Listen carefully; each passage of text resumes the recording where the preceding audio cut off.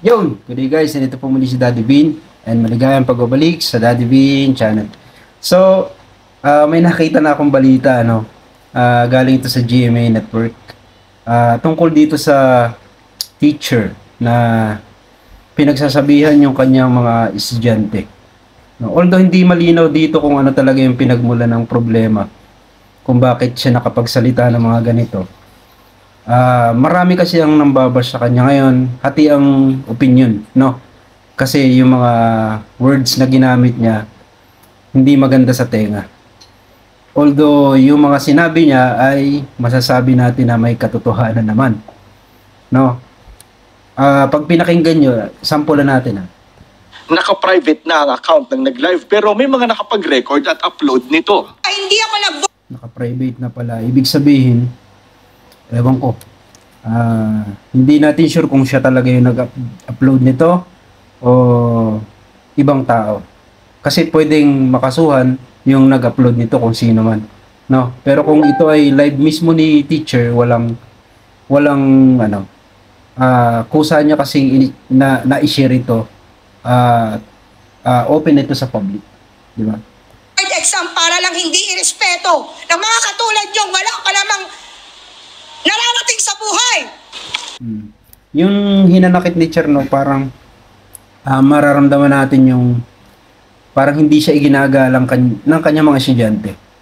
And may mga binasa akong mga comment kanina na totoo naman talaga na masasabi natin na iba na yung ugali ng mga Gen Z, ang tawag nila Gen Z, no? Although itong ginawa niya, hindi natin alam kung ano talaga yung mangyayari. Pero don't get me wrong guys, nasa mga teacher yung puso natin, no? Yun ay masasabi natin na siguro may pinagdadaanan lang si teacher, kahit pa masasakit yung mga sinabi niya dun sa mga estudyante, which is kung sa akin din naman, hindi ko gustuhin na ganunin ni teacher yung anak ko sa eskwelahan. Pero mahirap din kasi ang pinagdadaanan ng mga teacher. May mga kakilala ko, ang layo ng nilalakad papunta sa eskwelahan kapag bago ka pa lang. Marami silang hirap na pinagdaraanan, no, bago makapasok sa mas magandang estado. No, may mga kakilala ko, ayoko lang i-shout out. Talagang dumaan sa matinding gastos. No, kilala mo kung sino kadikit ko to. Si Klang Klang. Yun, hindi ganun kadali yung pinagdadaanan nila. No? And ngayon, sana maintindihan nila kung ano ito. Kung halimbawa mayroon mang nagawang mali ito si teacher, siguro pwedeng patawan din siya ng konting Hindi naman katulad ng sinasabi nila na matatanggal. Hindi ganun. May process yan. Titingnan muna nila. No? And kung wala naman nagrereklamo, siguro administrative ito. Ibig sabihin, kung may papataw sa kanya na suspension or something, since hindi naman perfect talaga mga teacher, nagkakamali, kaya may mga suspension na tinatawag or yung mga actions ng DepEd. So, pakinggan pa natin ang konti. No? Di na nga kayo matalino eh. Sama pa ng ugali. Wala kayong mararating. Hindi pa Masakit yung mga sinabi niya, no? Although yun yung realidad, no? Pag mayabang ka, tapos abusado ka pa, totoong wala kang mararating, no? Although yung mga sinasabi niya kung sa murang isipan ng mga bata, sumusugat yun. Yung simpleng pamamalo, sumusugat ng katawan. Pero yung pananalita na masakit ay sumusugat sa puso.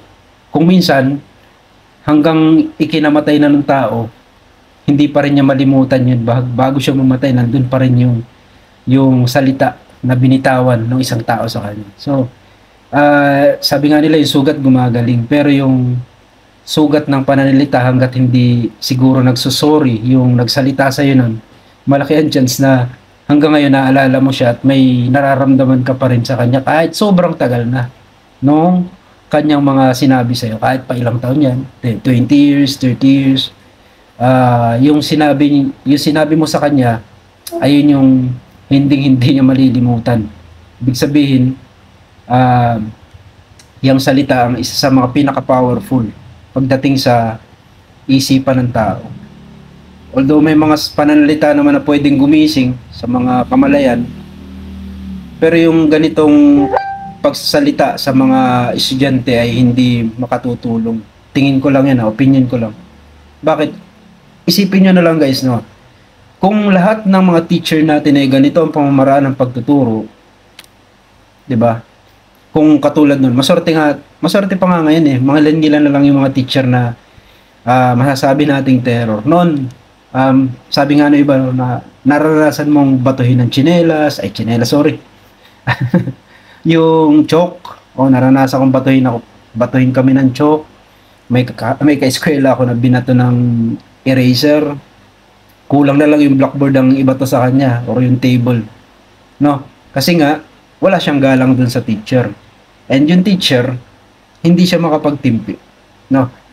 May pagkakataon din naman kasi na siguro kung minsan hindi sa pag minsan yung teacher na rin kasi ang nagbibigay ng dahilan para hindi siya igalang ng mga estudyante. Okay, may mga ganun eh. Yung mga teacher na nakakawala nga naman ng respeto. So,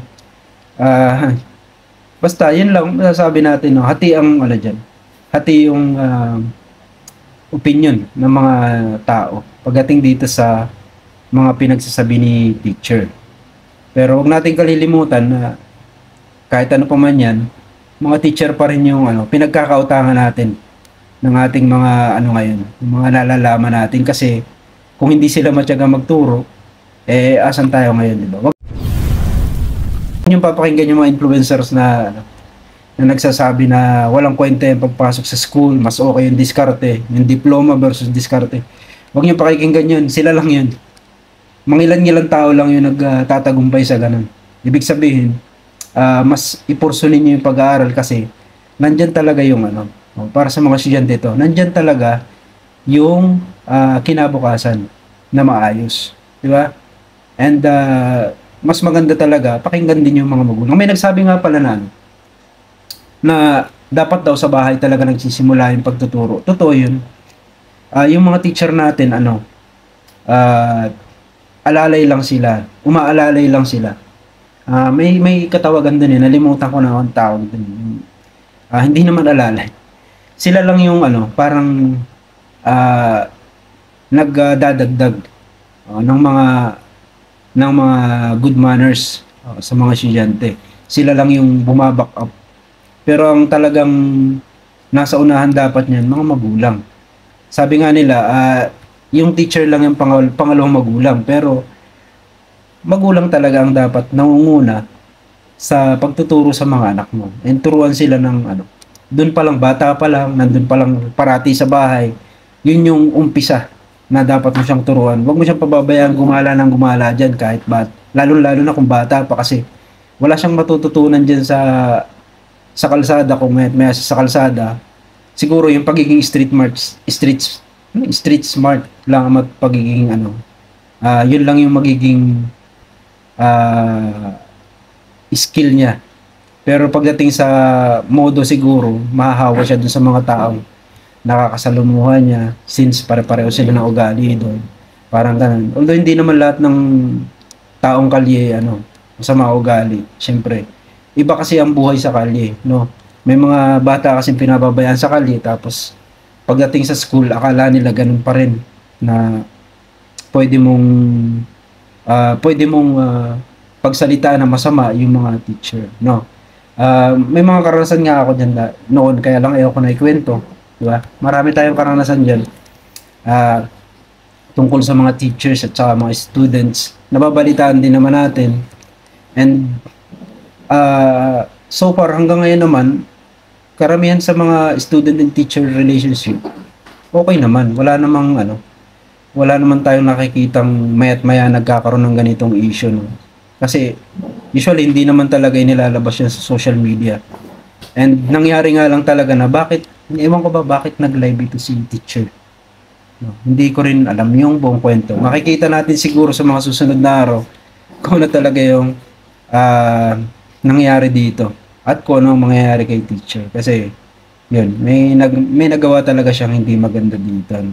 Hindi dapat inilalabas yan sa sabi nga nila internal matters, hindi yan nilalabas sa social media. Gaya rin no, kung ano yung away ng asawa ninyo, kung ano yung problema nyo sa tahanan, hindi nyo problema nyo sa kaibigan, problema nyo din sa buhay ninyo, hindi nyo dapat basta-basta inilalabas dito sa social media kung makakadungis naman sa inyong sa inyong reputasyon, di ba?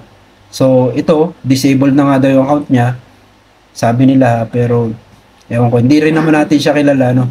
And sana nga yun, malinawan na to kung ano talaga to, no? Kawawa naman siya. So totoo lang, sa totoo lang, no, sa dami ng nambabas sa kanya ngayon, kawawa siya. Nag-iisa lang siya, no? Kahit pasabihin na may mga sumusuportang kaibigan dyan, mga kamag-anak, may mga co-teachers, estudyante pa rin siyang kakampi, iba pa rin yung binabash ka ng buong Pilipinas, or, di ba? Mahirap yun. Okay, so yun, sana may na-share tayo dito, and yun, sana mag-okay no tong sitwasyon ni teacher, no? Mahirap talaga trabaho ng teacher. Kitang-kita natin dito, no? Pag minsan pumupunta ka dun sa level na nawawala ka na. Okay guys, napapahaba na ako yun. Maraming salamat sa panonood. Ito po muli, Daddy Bean. Yun, sir, ingat kayo. Bye-bye.